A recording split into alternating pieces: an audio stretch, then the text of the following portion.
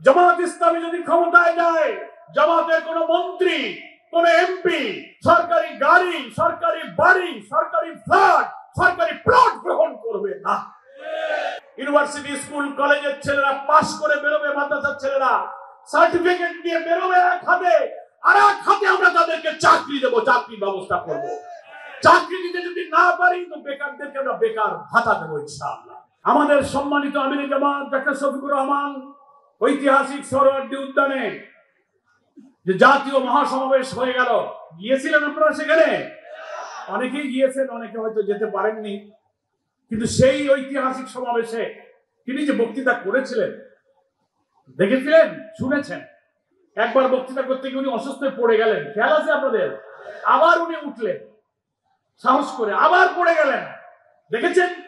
আবার উনি উঠলেন, কিন্তু আর উনি দাঁড়াতে পারলেন না, আমরা ওনাকে বসিয়ে দিলাম, মনে আছে না? বসে থেকে পা লম্বা করে আমরা বললাম, আমাদের জামাত আপনি বক্তৃতা শেষ করেন, আপনি অসুস্থ। ডাক্তাররা সব বলছে না, বলে আপনারা সরে যান, আমার কিছু মাইক দেন, আমি কথা বলবো। কি বলেছিলেন? এখনো ভিডিওতে দেখা যায়। এইটার নাম হচ্ছে তারুণ্য, এইটাই হচ্ছে যৌবন। মৃত্যুর মুখোমুখি দাঁড়িয়ে জীবনের জয়গান গেতে যারা ভীতু হয় না, দুর্বল হয় না, তারাই হচ্ছে যুবক। তিনি বলেছিলেন,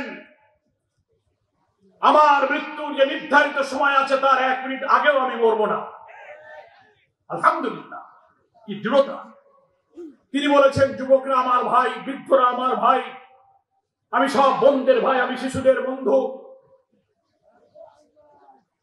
মহান আল্লাহ তাআলার ইচ্ছায় বাংলাদেশের মানুষ যদি আমাদেরকে রাষ্ট্র ক্ষমতার দায়িত্ব দেয়, আমরা যদি রাষ্ট্র গঠন করতে পারি, আমরা শাসক হব না, আমরা সেবক হব। তিনি বলেছেন, আমরা সব যুবকদের কর্মসংস্থান করব।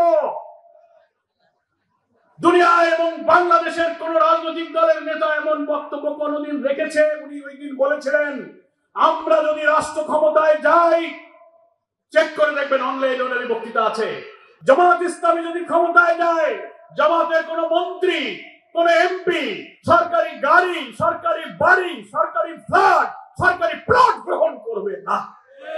শুনেছিলেন আপনারা বক্তব্য? আমি বাংলাদেশের সব রাজনৈতিক দলের নেতাদের চ্যালেঞ্জ দিলাম, একটি দুর্নীতিমুক্ত সমাজ রাষ্ট্র গঠনের এরকম একটা জীবনব্যাপী দৃঢ় অঙ্গীকার যদি সাহস থাকে, কোন দলের নেতা আপনারা অঙ্গীকার করেন যে ক্ষমতায় গেলে বাড়ি, গাড়ি, ফ্ল্যাট, প্লট, সরকারি সুবিধা নেবেন না। আমার নেতা এই অঙ্গীকার করেছে, দুর্নীতিমুক্ত সমাজ। তিনি আরো বলেছেন, এমপি মন্ত্রী হলে অনেক সময় সরকারি বরাদ্দের টাকা পয়সা উন্নয়নের জন্য রাস্তা, স্কুল, কলেজ বানাইতে অনেক সরকার দেয়। সেখানে উনি বলেছেন, যদি সরকারি উন্নয়নের কোন বরাদ্দের টাকা আমাদের মন্ত্রী এমপিরা পায়, সেটা তারা খরচ করবে। কত টাকা পেয়েছে, কত খরচ করেছ, তার হিসাব সেই জনগণের কাছে পেশ করতে হবে।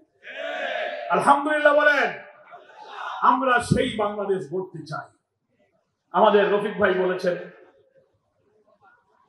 মাসুদ ভাই বলেছেন, কেন্দ্রীয় সভাপতি বলেছেন, সেই নতুন বাংলাদেশ হচ্ছে একটা মানবিক বাংলাদেশ, একটা corruption free economy, corruption free society, একটা সাস্টেনেবল ডেমোক্রেসি, একটা স্থিতিশীল গণতান্ত্রিক পরিবেশ হলেই আমরা সেই নতুন বাংলাদেশ গড়তে চাই। আজকের সমস্যা হচ্ছে, সবচেয়ে বড় হলো যুবকদের বেকার সমস্যা, চাকরি বাকরি নাই, নাকি বলেন? বিল ডাকাতিয়া, বিল বাদুড়িয়া, ঘোষড়া, এই মধুগ্রামের বিল, ছবাড়িয়ার বিল, এই যে সালাতিয়ার বিল, প্রচুর বিল, সব জলবদ্ধ, চিংড়ি চাষ, ক্ষেত খামার, ফসল নষ্ট। আমি পানি সম্পদ মন্ত্রীর সাথে ঢাকায় মিটিং করেছি, জেনেছেন সবাই আপনারা? মিটিং করেছি, কমিটি করেছে, ডিজি এসেছে, পানি সরাবার জন্য আমি নিজে সুইচ গেটে গিয়ে পানি সরাবার কিছু ব্যবস্থা করেছি। পানি কিছুটা কমতেছে, নাকি বলেন? কিন্তু এখন তো আবার বর্ষা, উপকূলীয় এলাকায় সিল্টেড হয়ে যাচ্ছে। 60-এর দশকের পোল্ডার বেড়িবাঁধ গুলো আর সংস্কার হয়নি। পানি সম্পদ মন্ত্রী কথা দিয়েছেন, একটা শর্ট টাইম, একটা মধ্যমেয়াদী, একটা লং টাইম প্ল্যান উনি নিয়েছেন। কয়েক হাজার কোটি টাকায় এই বিল এলাকার জলাবদ্ধতা নিরসনের মহাপরিকল্পনা নেওয়া হচ্ছে। এখন তো অন্তর্বর্তীকালীন সরকার, রাজনৈতিক সরকার না আসলে এত হাজার হাজার কোটি টাকার পরিকল্পনা বাস্তবায়ন করা কঠিন। ইনশাআল্লাহ যদি আমরা সরকারে যেতে পারি, এই বিল ডাকাতিয়া সহ সকল বিলের জলাবদ্ধতা নিরসনের মহাপরিকল্পনা আমরা ইনশাআল্লাহ বাস্তবায়ন করব। এখন কিছু খাল খনন, কিছু পানি সরানো, কিছু সুইচ গেট করে আপাতত সাময়িক ইলেকশন পর্যন্ত 5-6টা মাস একটু বাঁচার ব্যবস্থা। আমার ভাইদের বাড়িতে পানি উঠে গেছে, মানুষ মরে গেলে হিন্দুরা পোড়াতে পারছে না, শ্মশানে নিতে পারছে না, বাথরুম করতেছে ঘরের ভিতরে, গোয়ার মধ্যে পানি, রান্নাঘরে পানি। আমি তো নৌকায় চড়ে সেই সব জায়গায় গিয়েছি, আপনারা দেখেছেন। আমার ভাইরা, আমি ইনশাল্লাহ আপনাদের সাথে আছি। আপনাদের ভাই এই বিলটা কাটিয়ে আমাদের জমি জমা, এখানে আমাদের ফসল। আপনাদের দুঃখ আমাদেরও দুঃখ। আমি আপনাদের কাছে কথা দিচ্ছি, আমরা প্ল্যান নিয়েছি, আল্লাহ যদি আমাদেরকে তৌফিক দেয়, এই ডুমুরিয়ার বেকার যুবকদেরকে চাকরি দেওয়ার জন্য আমাদের ডাক্তার শফিকুর রহমান সাহেব আমির জামাত বলেছেন, আমাদের উপরে রাষ্ট্রের দায়িত্ব আসলে ইউনিভার্সিটি, স্কুল, কলেজের ছেলেরা পাশ করে বেরোবে, মাদ্রাসার ছেলেরা সার্টিফিকেট নিয়ে বেরোবে এক হাতে, আর এক হাতে আমরা তাদেরকে চাকরি দেবো, চাকরির ব্যবস্থা করব। চাকরি দিতে যদি না পারি তো বেকারদেরকে আমরা বেকার ভাতা দেবো ইনশাআল্লাহ। উৎপাদনমুখী কারিগরি শিক্ষা আমরা চালু করব। আমরা ফ্রিল্যান্সিং এর মাধ্যমে দেশে বসে শিক্ষিত, কম্পিউটার শিক্ষায় শিক্ষিত, স্বল্প শিক্ষিত বেকার যুবকদেরকে নানান বিদেশি প্রতিষ্ঠান এবং সংস্থার সাথে আয় করে ফ্রিল্যান্সিং এর ব্যবস্থার জন্য আমরা এখানে উদ্যোগ গ্রহণ করব।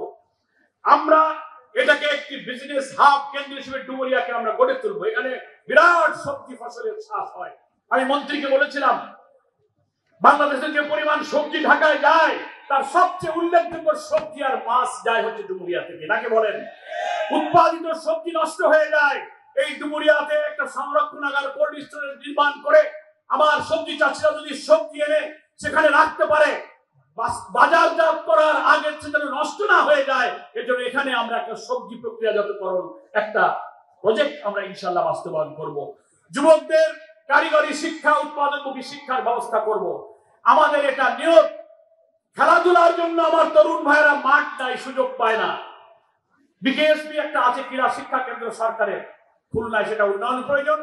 ইনশাআল্লাহ যদি আপনাদের খেদমতে আমার দায়িত্ব আসে, এই ডুমুরিয়াতে একটা ক্রীড়া শিক্ষা প্রশিক্ষণ কেন্দ্র করব, আর একটা মিনি স্টেডিয়াম, ডুমুরিয়া একটা ছোট্ট স্টেডিয়াম ইনশাআল্লাহ আমি যুবকদের জন্য তৈরি করার পরিকল্পনা করেছি, আল্লাহ আমাকে যদি তৌফিক দেয়।